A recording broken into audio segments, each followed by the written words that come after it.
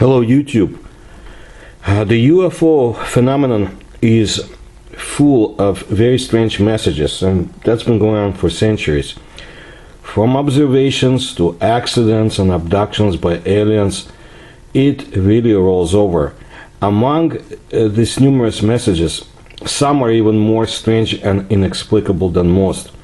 These are cases that really serve to make a person scratch their head, and among them are those bizarre stories that seem to describe these mysterious vessels as stealing our planet's water for reasons that we may never understand. The hypothesis that aliens use the natural resources of the Earth, and for this they come from other dimensions or other stars, well, this hypothesis is fundamental in understanding why representatives of highly developed civilizations are present on our planet and do not come into contact with us, as far as we know. There may be contact at the levels that we are not being told about. There's also information about the extraction of gold, platinum, and other valuable metals by aliens on Earth. So it's no wonder that UFO researchers have a hypothesis that for aliens, our planet is only a source of minerals and similar resources. There is a suspicion that UFOs are stealing or exploring some other terrestrial resources.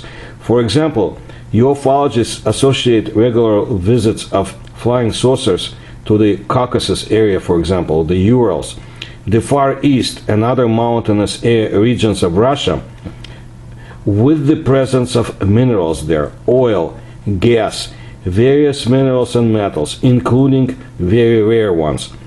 I am sure things are not really different in other parts of the world, but I will speak about Russia and Eurasia. It can be assumed that the UFOs are not at all indifferent to what kind of water to take and from where. They seem to be carefully studying our reservoirs. Previously, it was really believed that the UFOs dive into the water only because they have underwater bases there. And I've covered quite a lot of it in my videos. Maybe it is, but now it has become clear that UFOs and USOs are simply stealing water from us. Especially a lot of such cases are associated with the Caribbean. If you look at the history of ufology, in those places eyewitnesses repeatedly observed how the USOs appear from the water of the lagoons and soar into the sky, and fishermen even saw how a large UFO hovering at an altitude of about 30 meters silently absorbed ocean water. But I want to show you that centuries ago a similar phenomenon was observed in Europe. And this is the report from the Philosophical Magazine, volume 36, publication date year 1810.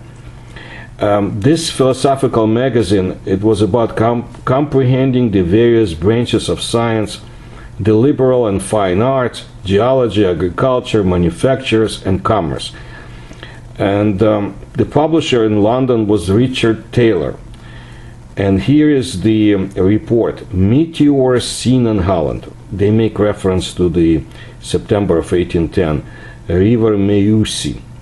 On the 19th of this month, between the hours of 5 and 6 in the evening, a luminous meteor appeared to the south and about the distance of a quarter of a league from the small commune of Brezel.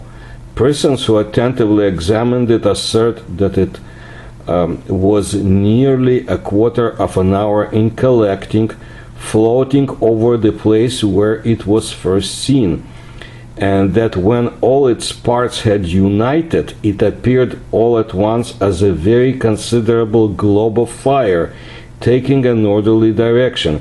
It spread terror among the inhabitants of the village, who believed their houses would be burned and they themselves perish. Its globe was accompanied by a frightful noise, which was heard at the distance of more than a league and a half, and sometimes resembled the rolling of a rapid chariot, at others the noise of rain driven by the wind. It was followed by a very thick fog, and carried up from the ground everything it met in its passage. In crossing a river, it absorbed water, which soon afterwards fell in rain. It wandered for some time near the village. One thing certain is that the roof of a house was thrown down, which is the only trace it has left. It was accompanied and followed by an abundant rain, much lightning, and loud claps of thunder. Continuing in the same direction, it suddenly turned into a column of fire which, with the fog, rose towards the heavens. This made many persons believe the fog was smoke. It remained about a quarter of an hour in this state, a quarter of a league to the north of the village, and at a short distance from the forest of Belleau. This column now sunk a little, and at last it suddenly disappeared, leaving a thick fog which had no smell. This phenomenon lasted 3/4 of an hour, and traveled over the space of half a league. Imagine this description of a UFO encounter. The fog and the absorption of the water, release of it later on, and other phenomena that followed it. Incredible, from 1810. But let's look at more modern examples. Just for example, like on May the 22nd, 1973, there was a Japanese student, Masaaki Kudo, who had a summer job as a security guard in the Tomakomai on the island of Hokkaido, Japan, at a sawmill by the sea in a small industrial town on the southern coast of Hokkaido. So he had an experience that would change his life forever. That evening, Kudo was the only one who was on night duty alone in this creepy sawmill and empty warehouse. He, as usual, went on patrol, then went to rest and smoke in the car in an abandoned parking lot. As he sat there puffing, he saw a light running across the sky, and at first he thought it was just a shooting star. But then the orange light came back into view and began maneuvering in the sky, turning on and off like a bulb. Kudo described it as the size of a baseball, and sometimes emitted a green beam of light, this object. The object seemed to be fixed on the nearest dome of the cement plant, over which spiral maneuvers had to be performed, and after a while it lost interest and flew away over the gray waters of the bay. As soon as the object reached the water, it allegedly fell and to hover about 75 feet above the surface of the water and throw something like a transparent glass tube into the bay. Kudo claims that the tube began to stick together, blue when it touched the water, and seemed to be pumping water into the ship, while a kind of low buzzing sound similar to an insect was carried in the air, which he compared to the sound made by cicadas on a much lower in terms how it went up. After a few minutes, the object stopped sucking water, retracted the tube, and headed straight to the frightened man. As it approached, he saw that it was completely smooth and had small windows in the center, through which you could see two ugly, creepy, shadow-like figures or shapes, too small and deformed to be called shadows of people. He also noticed several barrels similar to gasoline cans, arranged in the form of a cylindrical object floating on the side, which he assumed was used to store water taken from the bay. At that moment he could see several round illuminated objects begin to hover around them, which were then pulled into a cylindrical object, after which the round and cylindrical shapes began to move at high speeds. Kudo also reported that throughout this test or experience, his car radio was out of order, and he had a severe headache, which subsided shortly after the items disappeared. At that moment,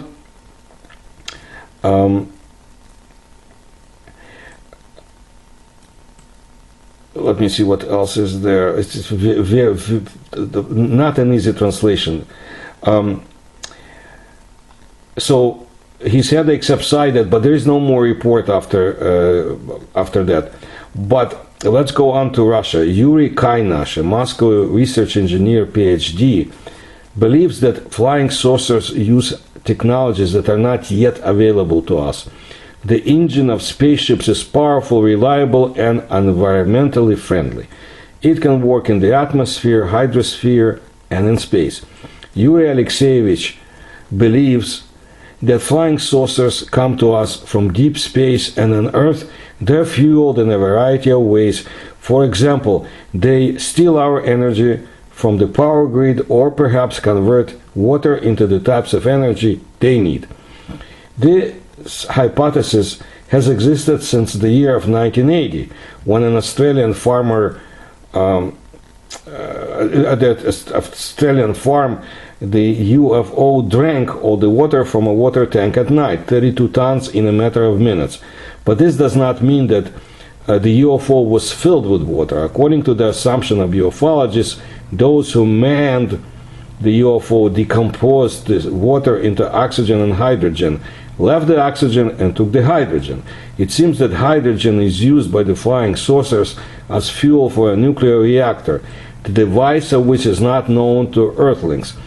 But it becomes clear why UFOs usually appear with special consistency in large and clean reservoirs, for example, near Lake Baikal.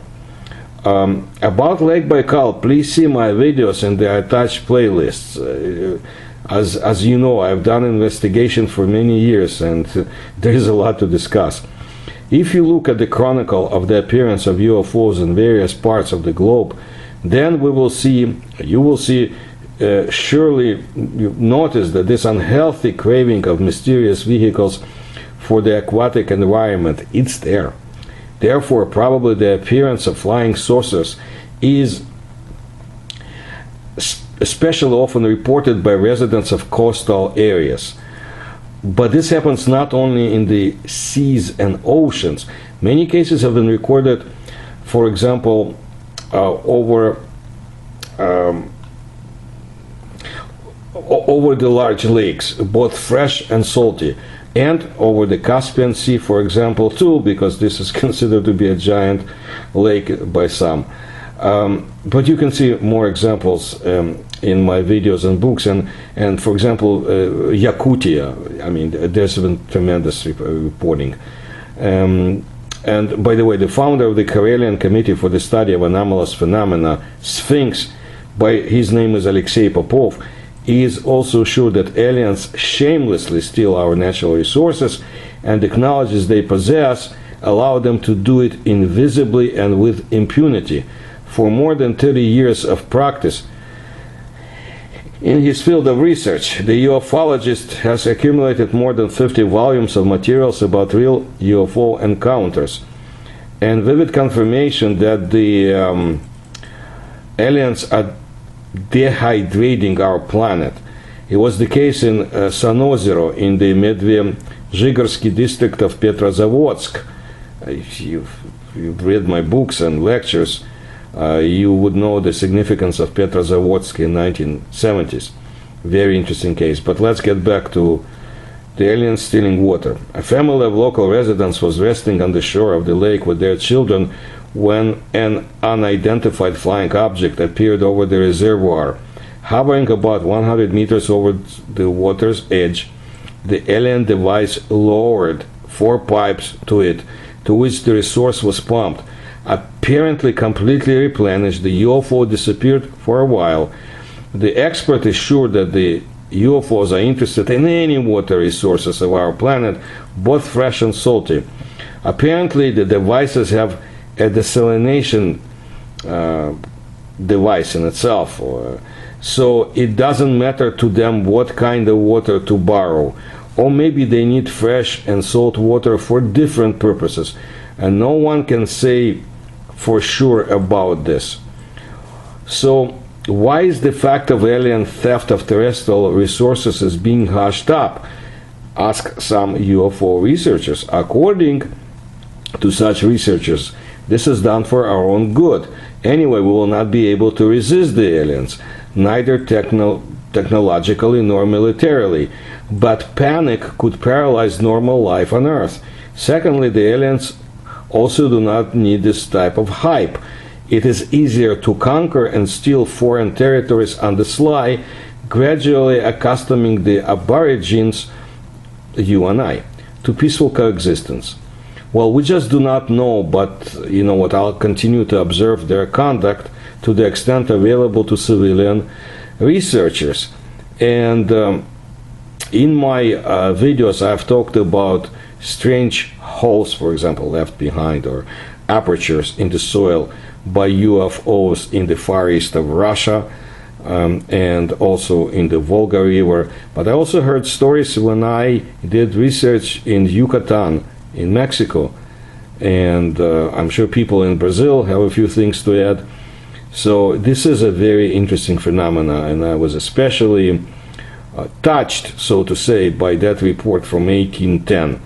I'm sure there are more similar reports. We just have to go to old magazines and journals and memoirs of people who had served on different ships, whether it be the British Navy, the Russian Navy, the Dutch Navy.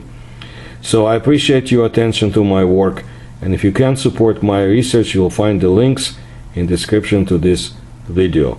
Thank you, and please subscribe to my channel and tell others.